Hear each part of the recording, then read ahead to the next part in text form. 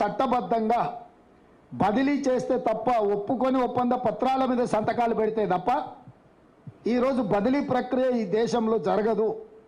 ఇంత పకడ్బందీగా చట్టాలను రాసి డాక్టర్ బాబాసాహెబ్ అంబేద్కర్ గారు ఎవరు కష్టార్జితం వాళ్ళదే, ఎవరు సంపాదించింది.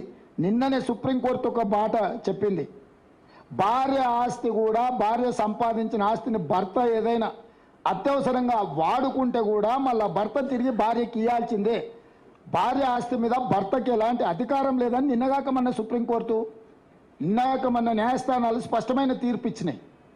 అంటే భార్య ఆస్తిని కూడా భర్త తీసుకోవడానికి చట్టంలో అనుమతి లేదు. ఒకవేళ తీసుకోవాలనుకుంటే కూడా భార్య అనుమతి తీసుకోవాలి, మళ్ళీ భార్య అడిగినంబడే వెనక్కి ఇవ్వాలని ఇంత స్పష్టమైన నిబంధనలు మన న్యాయస్థానాలు చెప్తుంటే ఈరోజు రిజర్వేషన్లను రద్దు చేయాలన్న కుట్రలో భాగంగా కాంగ్రెస్ మీద, రాహుల్ గాంధీ గారి మీద విష ప్రచారం చేసి ప్రజల్ని తప్పుదోవ పట్టించి ఎన్నికల్లో 400 సీట్లు గెలవాలి అని వాళ్ళొక వికృత రాజకీయ క్రీడకు తెరలేపినరు. ఈరోజు మేము స్పష్టమైన ఆరోపణ చేస్తున్నాం. ఆర్ఎస్ఎస్ భావజాలాన్ని, ఆర్ఎస్ఎస్ యొక్క మనువాద సిద్ధాంతాన్ని భారతీయ జనతా పార్టీ అమలు చేయడానికి రిజర్వేషన్ రహిత దేశంగా ప్రకటించడానికి 400 సీట్లు కోరుకుంటున్నారు. అందుకు ఆర్ఎస్ఎస్కు బలమైన కారణాలు ఉన్నాయి.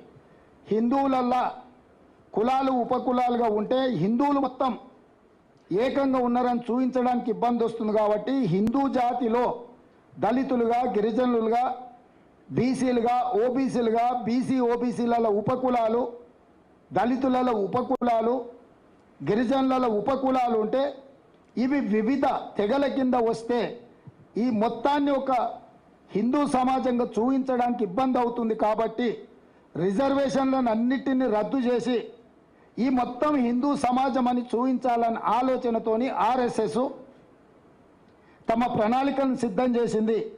ఆర్ఎస్ఎస్ యొక్క ప్రణాళికను బీజేపీ అమలు చేస్తుంది. ట్రిపుల్ తలాక్ కావచ్చు, 370 ఆర్టికల్ కావచ్చు, యూనిఫామ్ సివిల్ కోడ్ కావచ్చు, సిటిజన్ అమెండ్మెంట్ యాక్ట్ కావచ్చు, కశ్మీర్కు సంబంధించిన విషయాలు కావచ్చు, ఇతర ఎన్నో విషయాలు ఆర్ఎస్ఎస్ యొక్క ఆలోచన విధానాన్ని గత 10 సంవత్సరాలల్లో నరేంద్ర మోడీ, అమిత్ షా గారు అమలు చేసుకుంటూ వచ్చిండ్రు. ఇది గతము మన కళ్ళ ముందలో ఉన్న ప్రత్యక్ష ఆధారాలు. ఇక వాళ్ళు మళ్ళీ వచ్చినా సరే రాకున్నా సరే ఏకంగా రాజ్యాంగం యొక్క సమూలమైన మార్పు చేయాలన్న ఆలోచనతోటి ఈరోజు రిజర్వేషన్లను రద్దు చేసే కుట్ర, రిజర్వేషన్లను రద్దు చేసే విధానాన్ని, తద్వారా దళితులను, గిరిజనులను, బీసీలను, ఓబీసీలను శాశ్వతంగా దెబ్బతీసి కార్పొరేట్ కంపెనీల ముందు కట్టుబానిసలుగా నిలబెట్టాలన్న ఆలోచన. ఇది ఆనాటి ఈస్ట్ ఇండియా కంపెనీ విధానం, ఈనాడు అదానీ అంబానీల యొక్క కొనసాగింపు విధానం. ఆ కొనసాగింపు విధానాన్ని అమిత్ షా, నరేంద్ర మోడీ గారు స్పష్టంగా అమలు చేస్తున్నారు. కిషన్ రెడ్డి గారు, బండి సంజయ్ గారు లేదా బీజేపీ నాయకులు ఎవరెంత మాట్లాడినా ఎందుకు నరేంద్ర మోడీ, అమిత్ షా గారు మేము ఎస్సీ, ఎస్టీ, ఓబీసీ, బీసీ రిజర్వేషన్లను రద్దు చేయము, ఈ 50% క్యాప్ తొలగించి మేము బీసీ జనాభాను లెక్కించి, బీసీ జనాభాను ఎందుకు లెక్కించాల్సి వస్తుంది? స్పష్టంగా సుప్రీంకోర్టు చెప్పింది. 27% బీసీ రిజర్వేషన్లను పెంచాలి అని అంటే వాళ్ళ జనాభాను లెక్కించి జనాభా ఆధారంగా 27% పెంచండి.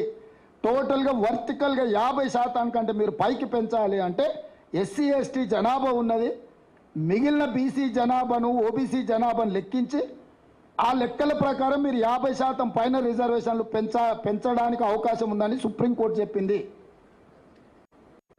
ఇది చారిత్రాత్మకమైన అవసరం బీసీ జనాభా లెక్క కట్టడం.